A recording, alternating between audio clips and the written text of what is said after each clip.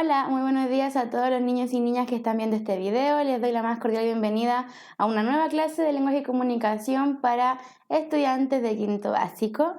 Para los que no me conocen, mencionar dos cosas. En primer lugar, mi nombre es Camila y soy quien los ha estado acompañando en este recorrido de la asignatura. Y en segundo lugar, quisiera hacerles la invitación a que se suscriban al canal, que le den like al video para que así puedan estar siempre al día con las clases que se van subiendo semana a semana, ¿ya?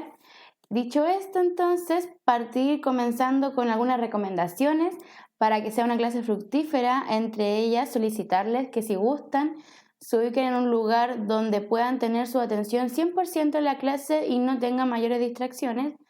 Además, es importante que el desarrollo de la clase lo hagan acompañado de un cuaderno o una libreta donde puedan ir tomando apuntes de todos los contenidos que vamos aprendiendo, ¿sí? Es importante llevar un registro de los contenidos porque de esa manera podemos volver a revisar algo que se nos puede haber olvidado, o quizás yo pregunte algo que ya vimos y usted puede volver a revisar ese contenido que está registrado en su cuaderno. Asimismo, eso le permite reafirmar lo que usted está aprendiendo y hacer un apoyo al aprendizaje que usted está teniendo en este momento, ¿ya? Entonces, dicho esto, comenzamos con la clase del día de hoy. Recuerden que estamos trabajando con la unidad 4, que corresponde a textos no literarios, y hoy día es la sesión número 3, ¿ya? El objetivo de la clase es conocer textos informativos, sus características y finalidad, ¿ya? Primero, recordando que en la clase anterior nosotros vimos que los textos se podían clasificar de dos formas, según contenido y según formato. Dentro de la clasificación de según contenido tenemos los textos literarios y no literarios, porque de ahí podemos desprender qué tipo de información están entregando, si es una información ficticia o no. Y por otro lado tenemos la clasificación según formato, que son los textos continuos y discontinuos. Recuerden que los textos continuos son aquellos que entregan la información de manera secuenciada y progresiva. En cambio, los textos discontinuos no, porque ellos trabajan más con gráficos, tablas, entregan la información de otra manera, ¿ya? Si te estás recién incorporándote y quieres saber más sobre esta clasificación de texto según formato, puedes entrar al canal de Aprendo Libre y buscar la clase de la semana anterior donde aparece explicada este contenido, ¿ya? Entonces, recuerden que esto fue lo que vimos la semana anterior y por último señalar que un texto puede estar clasificado tanto por formato y por contenido, ¿sí? Un texto continuo puede ser literario o no literario, y lo mismo con el texto discontinuo, puede o no ser literario o no literario, ¿ya? Entonces, ya nos vamos a seguir con esta clasificación de según contenido. Estamos trabajando con los textos no literarios y específicamente con el texto informativo. Esto es lo que nosotros vamos a seguir trabajando en esta unidad, que será según contenido. ¿Qué entendemos por texto informativo? La primera pregunta que debemos realizarnos. ¿Qué entendemos por texto informativo? Cuando decimos informativo, ¿a qué hacemos referencia? ¿Qué quiere decir informativo?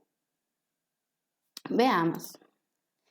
Para poder responder a la pregunta, quizás nos ayude a leer este texto, ¿sí? Que es una noticia emanada por La Tercera el 31 de julio del 2020. Yo voy a leer en voz alta y, como siempre, ustedes continúan la lectura al mismo tiempo que yo. Recetas con cariño, la campaña de entrega de alimentos en tiempo de pandemia. La iniciativa solidaria de Superpollo, que ayudó a diversas fundaciones, sumó a 2 marcas de alimentos, quienes se unieron para llevar recetas con pollo preparadas por grandes cocineros. Las fundaciones de ayuda social se caracterizan por dar cada año lo mejor de sus posibilidades para entregar una vida digna a los más desposeídos. Sabemos que, además, lo hacen con presupuestos muy ajustados, con gran apoyo del voluntariado y sobrellevando los diferentes obstáculos que día a día se presentan. Pero la llegada de la crisis sanitaria del coronavirus está afectando a estas instituciones de maneras aún más complejas que lo imaginado. Además de tener que cuidar a poblaciones vulnerables de la amenaza del virus, ahora se suma el inesperado gasto que implica sintetizar los recintos sin cumplir con todas las medidas sanitarias necesarias para protegerse del COVID-19. Hasta aquí llegamos con este fragmento de la noticia porque esto ya está cortado. ¿Qué pasa en este texto? ¿Qué elementos podemos reconocer? Y que nos permitan responder a la pregunta de qué entendemos por texto informativo. Como bien ustedes ya saben, el texto informativo es aquel que busca informar a la gente, ¿cierto?, al lector sobre un tema determinado, y eso lo hace con datos reales, ¿cierto?, que nosotros podemos evidenciar gracias a que conocemos algunos de los elementos que se mencionan en el texto, y también podemos saberlo gracias a que nos vemos que hay alguna intromisión del punto de vista del escritor, ¿verdad? Todo está escrito de manera objetiva, de manera clara. Además presenta presenta conceptos que nosotros ya conocemos como Superpollo, sabemos que es una marca de pollo, ¿cierto? Cuando habla del COVID-19 sabemos que es algo que está pasando y por lo tanto es algo real porque tenemos mucha información sobre eso actualmente, ¿sí? Entonces, cuando queremos ver un texto informativo tenemos que ver en la información que la entrega y si lo hace de manera clara o no, ¿ya? Ahora, ¿cuáles son las características de los textos informativos? Los textos informativos tienen como propósito entregar información objetiva, es decir, información real sobre un determinado tema, ¿ya? Esta información real que entregan los textos informativos va a estar apoyada con referencia y datos reales que van a permitir darle una mayor veracidad a la información que se está entregando, ¿sí? Por lo mismo, se utiliza un lenguaje claro y directo con el fin de que el lector pueda comprender fácilmente la información que se le está entregando y no se le dé espacio para generar alguna interpretación, ¿ya? Porque recuerden que el texto no literario no busca que su audiencia interprete la información que nos está entregando, sino que más bien quiere que la audiencia comprenda esta información y para que la comprenda tiene que utilizar un lenguaje claro y directo. Y por último, como ya les había comentado, el texto informativo no presenta opinión del escritor, ya que nos muestra el hecho o el tema tal cual es, sin intervención del punto de vista de un periodista o de un escritor, ¿ya? Veamos si estos elementos aplican en este texto que vamos a leer ahora, que es una noticia sobre el Día de la Madre, ¿ya? Entonces dice, Día de la Madre, ¿cuándo se celebra a las mamás de Chile? Recuerden, yo leo en voz alta y ustedes sigan la lectura mental, pero al mismo tiempo para que vayan reforzando. Este año la conmemoración tendrá un significado distinto debido a la distancia social que muchos deben tener con sus progenitoras debido al coronavirus. El Decreto Supremo 1110, que data de 1976, establece un día de mayo dedicado a celebrar a todas las madres del país, por el alto valor que la familia representa para el pueblo de Chile. Desde esa fecha se estableció el 10 de mayo para celebrar y reivindicar el papel de las madres en la sociedad. Si bien la fecha original es el 10 de ese mes, por temas comerciales fue trasladado para el segundo domingo de mayo, modificando el día dependiendo del año. Este 2020, sin embargo, coincide y el Día de la Madre en Chile será el 10 de mayo. Para muchos este día tendrá un nuevo significado por la distancia que se debe tomar para evitar los contagios de coronavirus COVID-19, los que en el país ya suman más de 11.000 casos. Ya, acá, primero, ¿qué información nos están dando? Nos están hablando del Día de la Madre, ¿cierto? Que se acerca próximamente, bueno, en el tiempo de que era esa noticia. ¿Cómo podemos comprobar que esta información es certera o no es certera? ¿Cómo podemos saber que nos habla de cosas reales?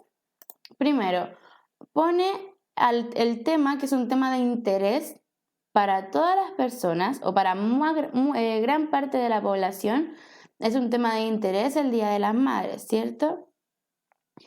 Y es importante esto último que estoy diciendo. En los textos en general, los textos no literarios buscan tratar sobre un tema que sea de interés para su audiencia, un tema que vaya a ser recepcionado por su audiencia porque es un tema que les interesa, ¿sí?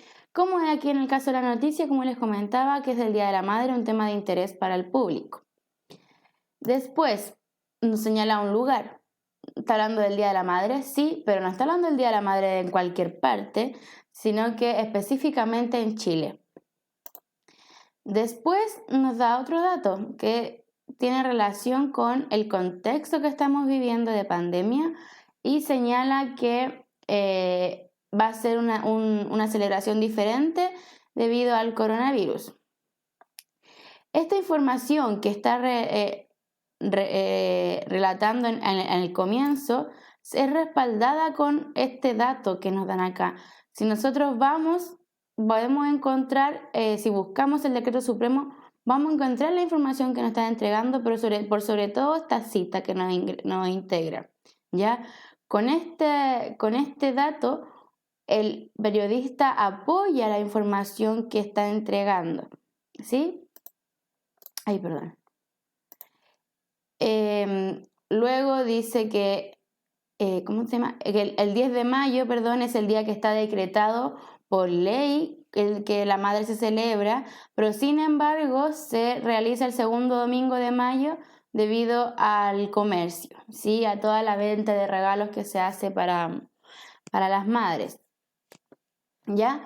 Acá tenemos otro dato importante porque según lo que él menciona al comienzo, que va a tener un significado distinto debido al coronavirus, para apoyar esto de que el coronavirus es algo que nos aleja, integra una cifra exacta que nos señala cuántos casos de coronavirus hay debido al contagio y por qué hay que tener esa distancia. ¿Sí? Entonces, este texto es un texto informativo, claro, no está entregando la opinión del autor en ningún lado, más bien está entregando un tema de interés, objetivo y respaldado por datos. ¿Ya? Veamos el siguiente texto. Los animales. Voy a leer en voz alta, ustedes me siguen la lectura. Los animales se dividen en dos grupos principales: vertebrados con esqueleto interno que comprende una columna vertebral e invertebrados que carecen de esta última. Existen al menos 10 millones de especies, cada cual con su propia forma de conducta. ¿Qué rasgos comparten todos los animales? Todos los animales comen otros organismos para obtener alimento, pues no todos pueden sintetizarlo. Además, todos ellos respiran oxígeno, sea disuelto en el agua o en el aire. Y, a diferencia de las plantas y hongos, los animales se mueven para buscar alimento, escapar de sus enemigos y encontrar pareja. ¿Cuál es la velocidad? ¿Cuál es el animal más veloz del mundo? El récord de velocidad le pertenece al halcón peregrino, que supera los 200 km por hora, cuando se lanza en picada a atrapar una presa al vuelo. El que despega y aterriza más rápido es el vencejo coliespinoso, que alcanza los 170 km por hora. El animal más veloz en el agua es el pez vela, que nada a 109 km por hora. Acá, ¿qué información o cuál es el tema del texto? Los animales, ¿cierto? ¿Y cómo apoya esta información? Veamos. En primer lugar, nos explica que los animales están divididos en dos grupos, que son los vertebrados y los invertebrados. ¿Ya? Aquí nos expone de partida una clasificación que se hace en los animales. Posteriormente, dice que existen al menos 10 millones de especies de diferentes animales, ¿sí? Y cada especie con su propia forma de conducta.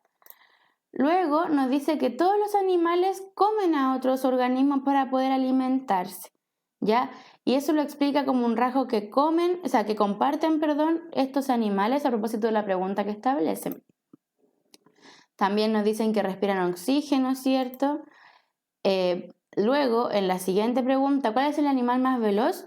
Nos presentan a 3 animales: el halcón peregrino, el vencejo coliespinoso y el pez vela.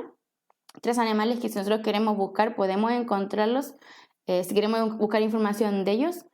Y esto, al decir que son los animales más veloces, lo respalda, ¿cierto? Nos indica cuánta velocidad alcanza este animal, ¿sí? Y ahí vemos que entonces el dato viene a apoyar lo que está mencionando de que el halcón peregrino es uno de los más veloces, ¿sí? Entonces, dicho esto, vamos a ir cerrando la clase recordando entonces que los textos informativos tienen el propósito de entregar información real sobre un determinado tema, y este determinado tema, recuerden que también tiene que ser un tema de interés, un tema que la audiencia quiera leer, y para apoyar esta veracidad de la información, los textos informativos van a entregar datos y referencias reales. Datos pueden ser textos, cifras, gráficos, ¿sí?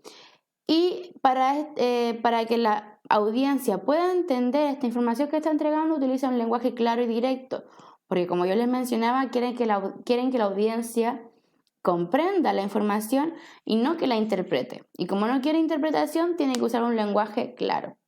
Y por lo tanto, no presenta opiniones del escritor. Espero que la clase de hoy les haya gustado, haya sido también clara.